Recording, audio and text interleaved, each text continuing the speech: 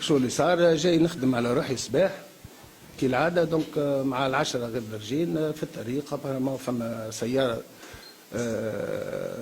نوضت عليا مرتين ولا ثلاثه، من الاول ما فقتش. بدا البلار يتكسر، نسمع في طلقات معنا بضربه وباقي ما فقتش.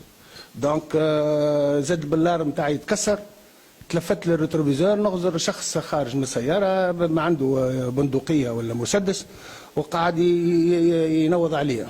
دونك غادي وين فهمت اللي فما شكون مستهدفني، دونك اكسلريت وهربت. الطف الله سياره فيها يمكن 9 ولا 10 كرتوشات.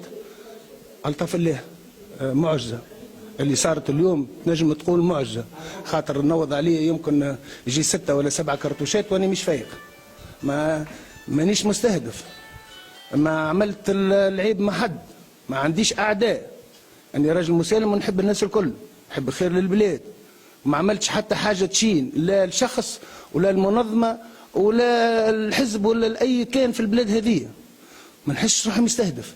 دونك نعرف الناس تحبني، صدقني كيف شفت الكانون خارج غادي وانفقد، تفجعت، حطيت اكسلريت وهربت. دونك البلار الكل تكسر عليا، غزرت في الريتروفيزور سياره ما تبعتنيش معنا وحدات.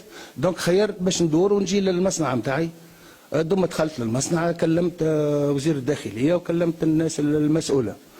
دونك هبطنا للسياره نلقاو فيها 9 ولا 10 امباكتات نتاع كرتوشات. دونك مشاو الناس شافوا على البلاصه، جابوا لي دوي، فما اكثر من 20 دوي، 20 طلق.